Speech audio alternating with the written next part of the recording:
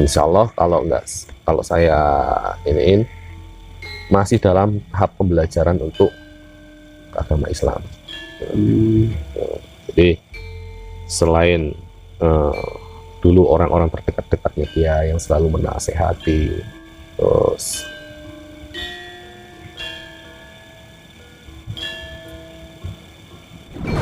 Assalamualaikum warahmatullahi wabarakatuh. Bertemu kembali dengan Kang Zi, channel yang membahas seputaran cerita mistis pendakian Gunung Lawu. Saya akan menunjukkan hasil rekaman dari ceritanya Wahyu.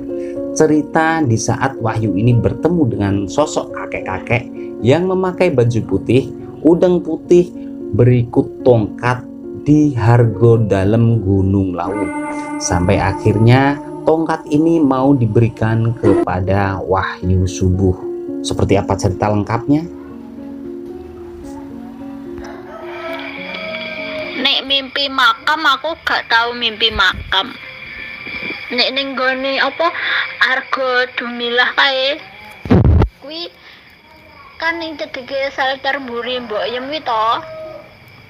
Lah iki aku kuwi bengi-bengi arepe nguyuh turu to kan aku nguyuh jam 1 bengi. Ning kono iki enek wong tuwek ngono lho. Klambine iki putih-putih terus nggawe udeng serba putih ngono kae. Lah iki ning kono iki lagi obong-obong.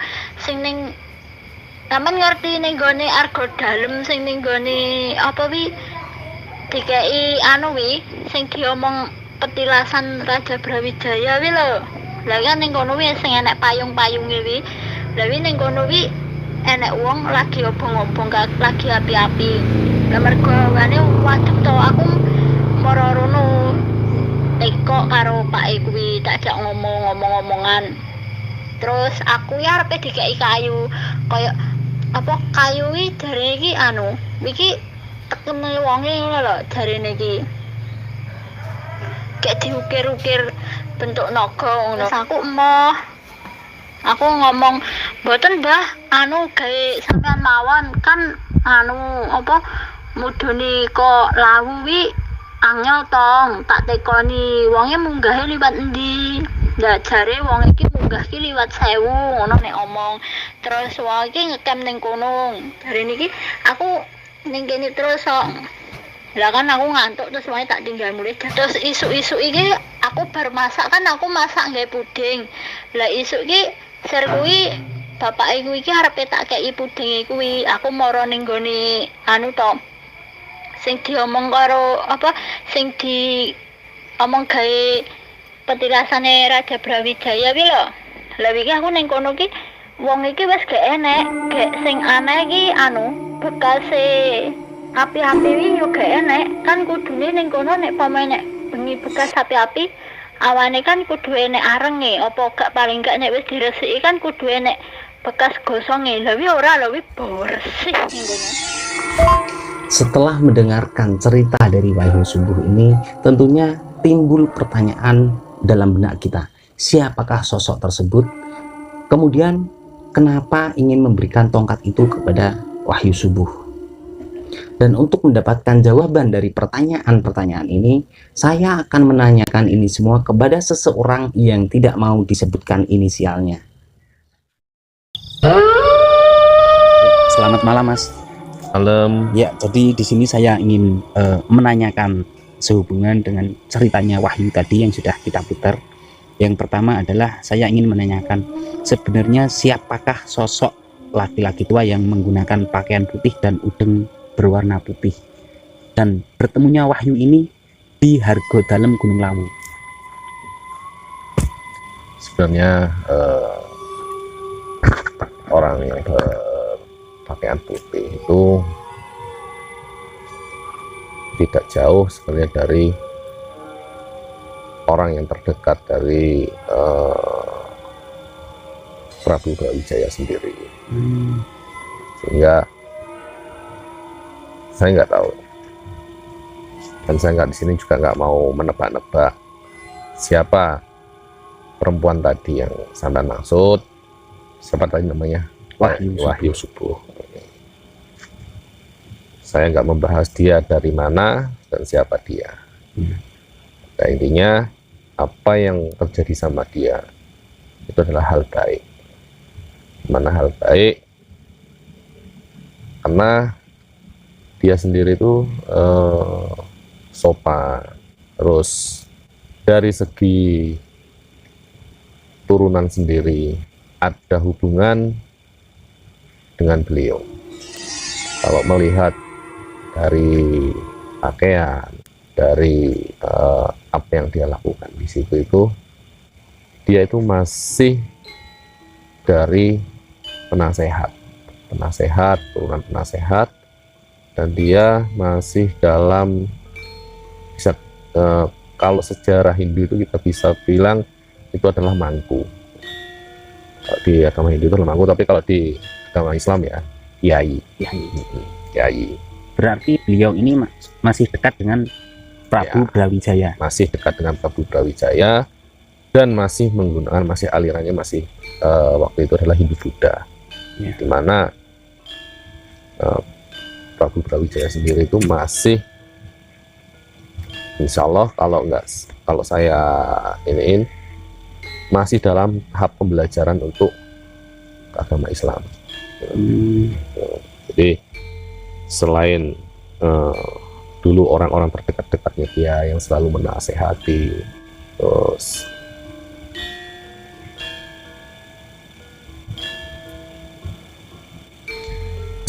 pesannya itu adalah ya, sebenarnya dia tidak hanya tinggal di situ. Kakek tua itu, kakek-kakek itu tidak tinggal di situ. Jadi tidak menetap di dalam. Tidak menetap. Dia tuh masih naik turun.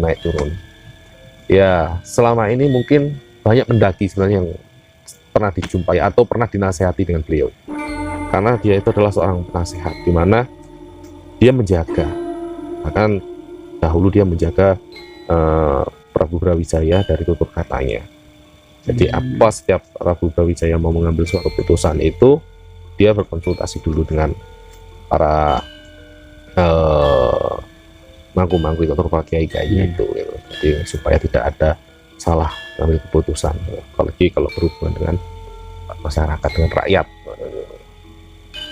Dan ya di sini saya mau menanyakan, tadi masnya kan bilang bahwa sosok tersebut itu masih ada hubungan hubungan dekat dengan si Wahyu ya? Hubungan dekat ya, karena setiap Wahyu itu naik ke lawu itu seperti dipantau, seperti didampingi, dijaga. Bahkan ada beberapa keturunan yang sama, itu pun dia sambut dengan hal yang sama, gitu. Cuma dengan cara-cara yang berbeda.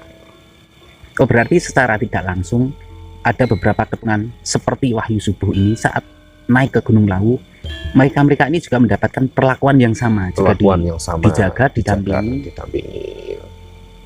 Hingga banyak pesan sebenarnya disampaikan di setiap orang-orang yang masih ada keturunan itu, supaya ya, kalau sekarang ini kan banyak manusia itu yang mementingkan duniawi. Ya, secara besar aja orang tahu bahwa peninggalan dari kerajaan Majapahit, dari Prabu Brawijaya tidak sedikit. Dimanapun tempat itu ada. Makanya kenapa para turun-turunan yang masih ada sangkut pautannya dengan terahnya, dan sampai saat ini itu masih dikawal, masih dijagain. Suatu saat yang dikhawatirkan mereka itu salah jalan. Jadi banyak orang yang mengaku-ngaku, banyak orang yang bercerita tentang kejayaan Prabu Brawijaya, sehingga yang masih ada keturunan itu pasti dia akan merasa tergugah untuk mencari seperti apa sih. Makanya kakek itu sebenarnya selalu memperhatikan siapa saja pendaki, siapa saja, apalagi yang masih keturunan, itu selalu didampingi tanpa dia sadari, atau dengan seperti yang sampaikan tadi bahwa Wahyu Subuh itu bertemu langsung, bahkan bisa berkomunikasi. Terus sampai beliau menawarkan tongkatnya ke Wahyu Subuh itu. Sebenarnya tongkat itu adalah kekuatan, topangan untuk kita, topangan untuk orang yang memegangnya. Tongkat itu bukan senjata penolong. Kalau kita bisa ambil secara dalam, tongkat itu adalah sebagai penolong, penyeimbang. Supaya apa? Orang-orang yang naik ke puncak Lawu itu nggak sembarangan, karena Lawu ini adalah, bisa kita bilang itu, dibilang situs ya, itu buatan Gusti Allah ya. Ya. Jadi ya sudah sangat tua. Dimana Lawu sendiri itu sebenarnya gunung aktif, karena masih banyak yang masih peduli dengan Lawu, masih banyak yang mau bersahabat dengan Lawu, sehingga Allah itu masih menidurkan Lawu. Apalagi di sana itu banyak sejarah. Kemudian sampai di sini, maaf saya potong. Tadi Mas kan menyebutkan bahwa beliau ini juga sering memberikan peringatan, petunjuk kepada para pendaki. Ini petunjuk ini untuk di luar yang masih keturunannya dari beliau ini. Yang saya maksud contohnya seperti saya sebagai keturunan dari orang lain, itu cara memberikan petunjuk, cara menampakkan dirinya itu masih dengan sosok yang sama, dengan pakaian putih, atau mungkin berganti wujud.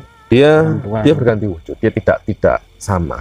Orang yang dijumpai dengan wujud aslinya itu adalah yang masih ada ikatan, yang masih ada turunan. Tapi kalau dia mengingatkan kepada orang-orang yang hatinya bersih, tulus naik ke Gunung Lawu itu tanpa ada tujuan yang membuat singgungan dengan penduduk Lawu. Karena penduduk Lawu itu ya kita bisa kasat mata gitu. Jadi di situ dia sebagai pengingat. Jadi terkadang melalui orang lain, suara orang atau seperti apa, itu mengingatkan.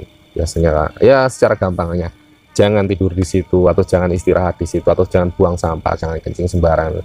Biasanya hal-hal seperti itu. Atau biasanya dia bisa berbentuk dengan binatang. Gitu. Biasanya yang sering dia lihatkan itu adalah bentuk binatang.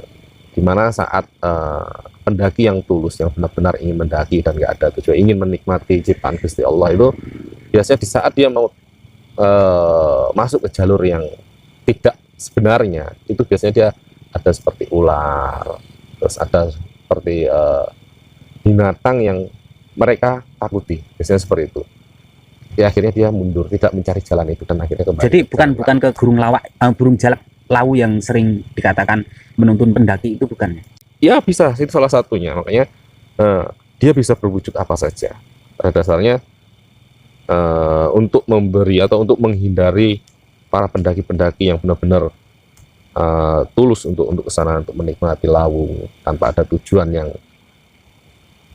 duniawi, itu biasanya mereka selalu diingatkan. Setiap dia mau belok jalur yang bukan jalurnya, itu selalu diingatkan. Seperti itu. Terkadang ada kupu-kupu yang sering dia lakukan. Apa yang sering dia muncul itu berwujud burung, kupu-kupu, ular, gitu. Dan biasanya juga ada yang berwujud kera. Itu. Ya, dari penjelasan Mas ini tadi, sekali menjawab, ternyata sudah 3 pertanyaan terjawab semuanya. Kemudian di sini saya juga ada satu pertanyaan lagi. Ini hubungannya dengan video saya yang saya upload kemarin. Karena di video saya yang kemarin yang saya upload itu kan saya menjanjikan akan membahas cerita dari Wahyu saat bertemu dengan sosok laki-laki tua yang pakai udeng putih ini tadi. Kemudian di sini yang ingin saya tanyakan adalah antara barang yang saya bahas pada konten kemarin, yaitu sebuah benda yang nggak tahu itu emas atau kuningan, yang berbentuk hampir mirip dengan tongkat dengan kepala ular. Apakah ini, kan kalau saya kaitkan kan ada hubungannya dengan tongkat yang mau diberikan oleh sosok orang tua ini tadi kepada Wahyu. Kemudian pertanyaannya adalah, apakah benar barang yang ditemukan oleh Wahyu, yang diberikan oleh Wahyu berupa seperti hampir mirip emas, itu benar dari sosok tongkat ini tadi atau lain? Kalau itu lain, itu bukan dari kakek, bukan, tapi dari salah satu ya masih kerabat ya, dibilang masih kerabat, atau bahkan dia juga seorang seorang ratu. Saya tidak akan sebutkan dia dari mana. Barang itu yang diberikan itu juga bukan tongkat. Tapi bentuknya kan persis bentuknya tongkat, seperti tongkat yang disampaikan teman tadi. Itu bukan. Itu adalah tusuk konde. Itu tusuk konde. Jadi itu salah satu tusuk konde yang dimiliki sama ratu. Ratu bukan raja ya? Bukan ratu. Jadi ratu itu mempunyai 5 tusuk konde. 4 itu kecil, biasa kalau kita punya ada konde itu kan ada yang berdiri 4 gitu. 4 itu, dan yang satu ini yang punya Wahyu itu biasanya yang tengah, yang melintang. Biasanya melintang di antara pertengahan tusuk konde itu untuk menembus. Jadi gambarannya kalau pengantin zaman sekarang di konde kan ada yang melintang begini, kemudian ada bunga melati yang ke bawah. Di situ kan di konde yang melintang itu tadi. Nah, yang ini yang diberikan itu adalah yang melintang. Tapi kalau dilihat ukurannya memang benar sih, karena saat ditaruh di dekat tasbih yang melingkar itu hampir sama. Jadi dapat diperkirakan sekitar antara 10 sampai 20-an senti. Ya. Kalau tusuk konde melintang kan ya benar sih, ukurannya hampir sama sih. Karena dari awal saya berpikir dari bentuknya ini kan hampir mirip, karena Wahyu di suaranya tadi menceritakan bahwa tongkat yang mau diberikan kakek ini tadi kepada dia ini berukirkan ular naga. Sedangkan yang sampai maksud tadi tusuk konde itu kan juga kepalanya kepala ular, meskipun itu tidak jelas ular naga atau ular apa, yang jelas berbentuk ular gitu saja. Sebenarnya gini, kenapa orang-orang terdahulu itu dia membuat suatu dia menyukai bentuk binatang, terutama ular. Ya, zaman saat ini pun yang modern, orang itu bikin pegangan golok itu pun kadang masih bentuk ular. Ya, bentuk ular.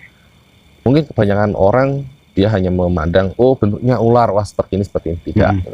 Sebenarnya ular sendiri itu adalah ilmu. Ular itu dijadikan suatu simbol dari orang-orang yang suka melakukan kalau sekarang itu riado atau tirakat. Nah itu, jadi orang tirakat. Sebenarnya apa?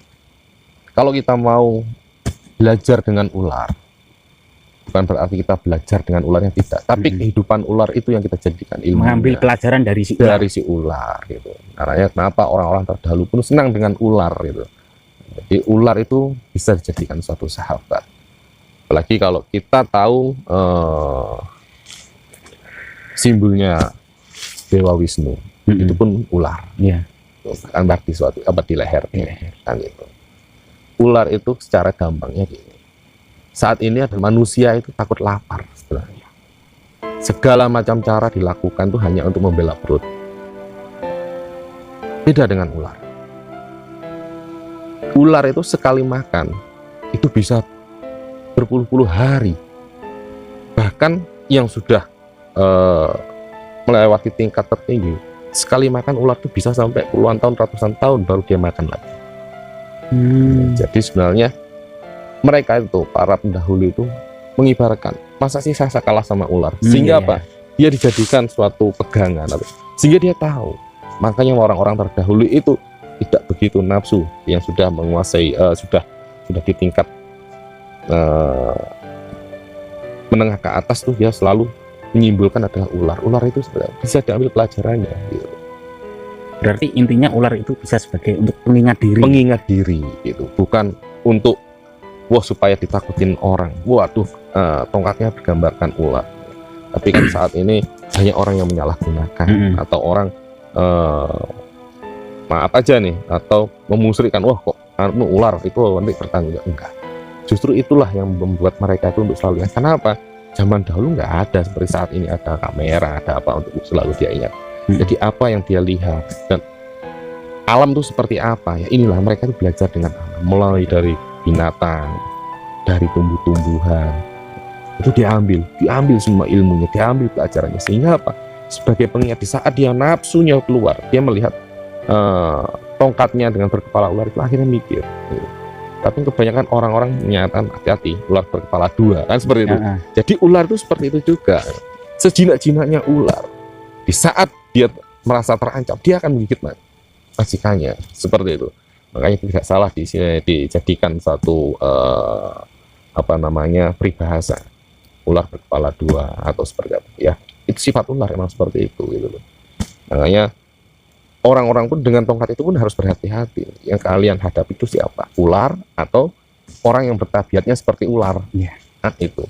Jadi ular itu adalah suatu simbol atau pengingat untuk mereka-mereka yang sedang menjalankan tirakat atau apa. Makanya di saat tirakat itulah mereka mau mengukir atau membuat atau memesan atau seperti apa untuk suatu pegangan. Dan lebih pantas dan kayaknya lebih cocok kayak misalnya golok dikasih kepala ular, itu cakep, bagus gitu. Seni. Tongkat dikasih kepala ular, itu bagus gitu. Bahkan sampai dinding rumah atau pagar rumah itu terkadang dibikin seperti ular, itu bagus gitu. Jadi apa, supaya kita selalu ingat, oh iya, jadi kita tidak memikirkan perut kita sendiri gitu. Sehingga apa, udah ular itu kalau sekali makan kan dia bisa ingat sama penciptanya, dia melingkar, lingkarannya itu pun penuh ilmu, penuh makna gitu. Jadi apa, di saat dia lapar tidak terlihat, di saat dia kenyang itu tidak terlihat, tahunya dia hanya melingkar. Padahal di saat dia melingkar itu memfokuskan suatu pikiran itu untuk pencipta, untuk apa, untuk pencipta ya, kepada Allah ya. Mereka itu berzikirlah, berdoa ya, seperti itu. Jadi jangan salah, jangan sampai kita menganggap oh apa yang dibentuk sama kepala ular atau seperti itu syirik, tidak. Tapi itu untuk dijadikan pengingat supaya apa, hawa nafsu kita itu bisa terkendali dengan kita mengingat binatang. Apa bedanya manusia dengan binatang ini? Akhirnya seperti itu. Di ular itu adalah, kenapa kebanyakan ular itu dijadikan simbol. Contohnya ini aja nih. Nah ini, coba kalian pegang. Ini kalau ya teman-teman, mungkin dari teman-teman yang saat ini menonton video ini, mungkin ada yang tahu ini apa yang saya pegang. Mungkin teman-teman ada yang indigo atau yang tahu tentang gaib, silahkan berkomentar yang saya pegang ini apa. Jika teman-teman sudah ada yang tahu, dan mungkin nanti saya lihat di kolom komentar ada komentarnya yang menarik, mungkin bisa untuk pembahasan video berikutnya, dan ini akan saya kembalikan kepada pemiliknya. Ya, saya rasa pembahasan ini sudah cukup jelas. Ini sudah menjawab dari semua pertanyaan yang hubungannya dengan video saya yang kemarin. Dan ternyata benda yang diberikan oleh sosok yang ada di Gunung Lawu kepada Wahyu Subuh itu bukanlah tongkat. Jadi tidak ada hubungannya dengan sosok beliau yang menemui wahyu di Hargodalem.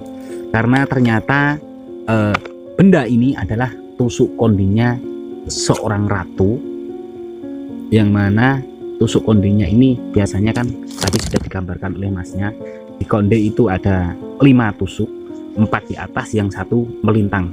Kemudian yang diberikan kepada Wahyu Subuh ini adalah tusuk konde yang melintang, yang panjang. Di sini beliau tidak menyebutkan ratu siapa, yang jelas ratu, bukan raja. Sekali lagi, ratu. Ya, dari teman-teman mungkin ada yang ditanyakan, silahkan ditanyakan di komentar. Mungkin ada yang jelas dari selama kita ngobrol di video ini tadi, silahkan ditanyakan di komentar. Dan mungkin jika ada komentar yang menarik, ini nanti akan menjadi pembahasan di konten berikutnya. Saya rasa cukup sekian dan terima kasih. Wassalamualaikum warahmatullahi wabarakatuh.